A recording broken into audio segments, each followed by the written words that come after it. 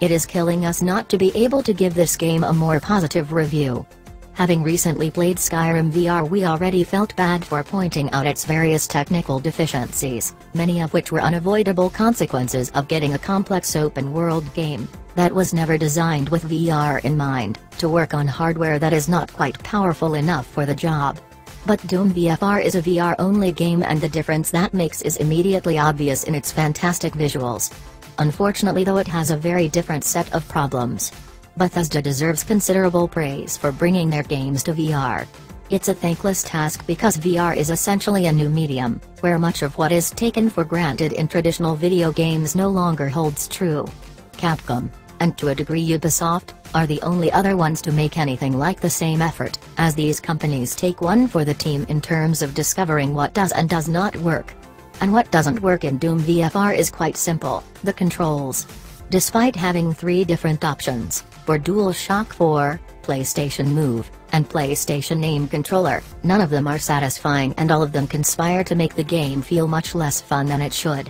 That's not anyone's fault, but it is the unfortunate truth of where current VR technology is, or at least the sort that's affordable to ordinary console users.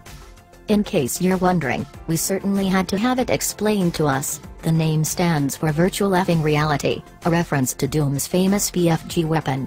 That gives you an idea of how seriously the game treats its story, which runs in parallel with last year's reboot but is noticeably more tongue-in-cheek.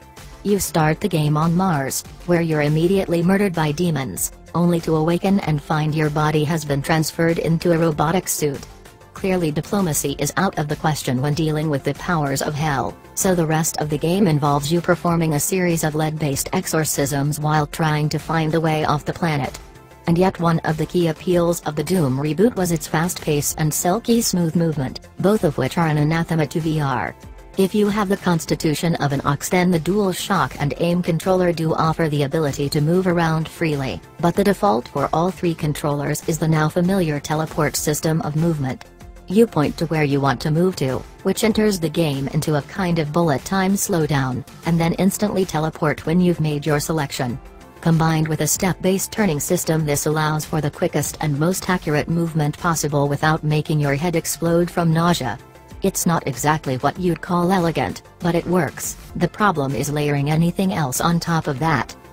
We started off with the Aim controller, which was bundled with Farpoint, and which seems like it would be perfect for Doom. But there's an immediate disconnect with the fact that it's two-handed, and yet in the game you've always got a goofy-looking virtual left hand holding a grenade.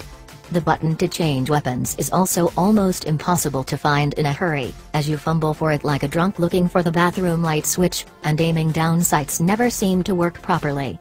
The Move controllers let you use both arms independently, but they don't have any analog controllers, just a short dash move and a 180 degrees turn, which makes accurate turning impossible. In the end, the best option is simply the standard DualShock. Controlling the game still feels fiddly and awkward, especially as it makes your 2 virtual hands look like they're growing out of the side of your head, but it's the least worst of the 3 alternatives.